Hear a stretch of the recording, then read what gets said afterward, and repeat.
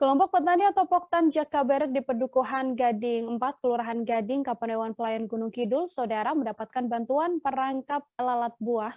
Adapun bantuan dan pembinaan diberikan oleh pengendali organisme pengganggu tanaman atau POPT Pelayan. Petugas POPT Patuk dan juga Pelayan Sujaka mengatakan perangkap lalat buah ini dibuat menggunakan zat petrogenol yang dicampur dengan air. Untuk mengetahui informasi lebih lengkapnya, ada Alexander Aprita, wartawan Tribun Jogja di sana, yang akan memberikan informasinya pada Anda. Halo Alexander. Ya, selamat malam Nila. Mhm. Selamat malam Alexander, silakan dengan informasi Anda. Ini bagaimana teknis pembuatan perangkap buah ini? Silakan dengan laporan Anda. Ya Nila, sebagai informasi, jadi kelompok tani Jakabarik ini masih terbilang baru seperti itu. Mereka mengelola lahannya tersebut baru sekitar sebulan terakhir. Kemudian dari POPT Pelayan ini memberikan bantuan dukungan berupa perangkap lalat buah karena tanaman yang ditanam itu jenisnya hortikultura yang rentan diserang hama lalat buah seperti itu. Kemudian Hmm. dibuat dengan peralatan sederhana dan bisa dibilang irit biaya juga gitu, hanya menggunakan botol plastik bekas, kemudian kapas, lalu dengan kawat. Jadi seperti yang dilihat di video, itu bagian tutup botol dilubangi, dimasukkan kawat, kemudian di ujung kawat diikat dengan kapas. Nah, di kapasnya sendiri itu diteteskan cairan petrogenol. Cairan petrogenol ini adalah cairan yang berfungsi untuk istilahnya mengacaukan hormon dari lalat buah ini, seperti itu. Jadi nantinya botol ini yang sudah berisi kapas yang ditetesi petrogenol, di dalamnya sudah ada air juga, kemudian ditutup, lalu dipasang di tiap sudut atau di pinggir-pinggir batas pinggir lahan milik kelompok tani tersebut seperti itu. Nanti akhirnya menarik lalat buah yang pejantan untuk masuk ke dalam, kemudian mengacaukan hormonnya, sehingga nantinya tidak bisa berkembang biak ketika bertemu dengan lalat betina. Demikian Nila. Mhm. Baik, Alexander, kemudian dengan dipasangnya perangkap ini, lalu dampaknya nanti akan seperti apa?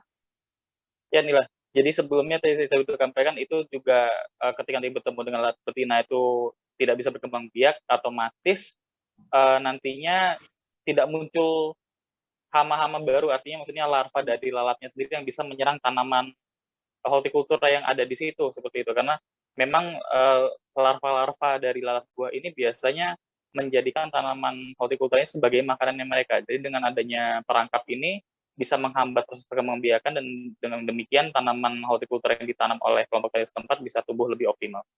Mhm. Dari petugas POPT sendiri dengan memberikan adanya perangkap ini, imbauannya seperti apa, Alexander?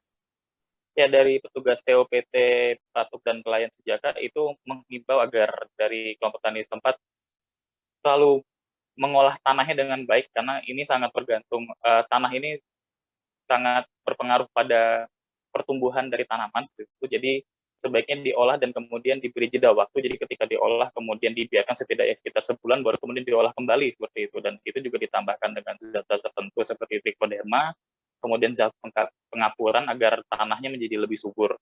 Kemudian juga diingatkan juga untuk selalu menjaga dan selalu memantau lah seperti itu untuk kondisi tanamannya agar tidak terserang hama dan penyakit. Hmm. Demikian Nila.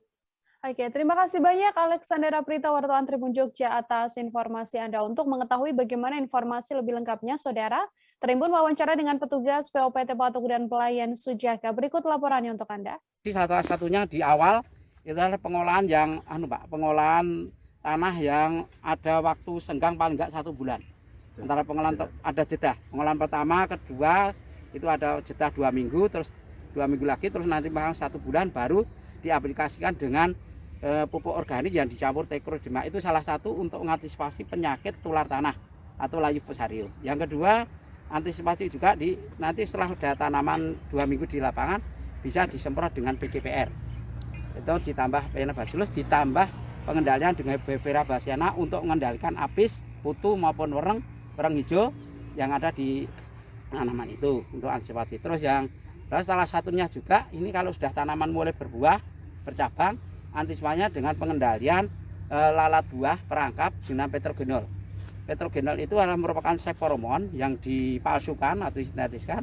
Itu harapannya nanti induk dari petrogenol dari lalat buah itu Bacillus itu dia tidak akan bertelur karena pejantannya masuk dalam perangkap. Jadi ini intinya manipulasi supaya pejantan itu bisa masuk di dalam perangkap, karena itu menggunakan feromon yang ada di betina sehingga tidak terjadi pembuahan di induk daripada lalat buah, sehingga tidak akan terjadi infeksi yang ada di buah tanaman cabai. Harapannya gitu. Dan itu untuk pengendalian patogenal itu baiknya diulang setiap 2 minggu sekali.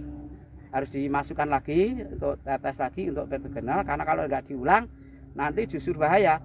Karena apa? Nanti untuk yang biasanya masuk perangkap dia tidak bisa bertemu di lahan untuk antara pejantan dan betina sehingga akan terjadi infeksi. Terima kasih sudah nonton. Jangan lupa like, subscribe, dan share ya.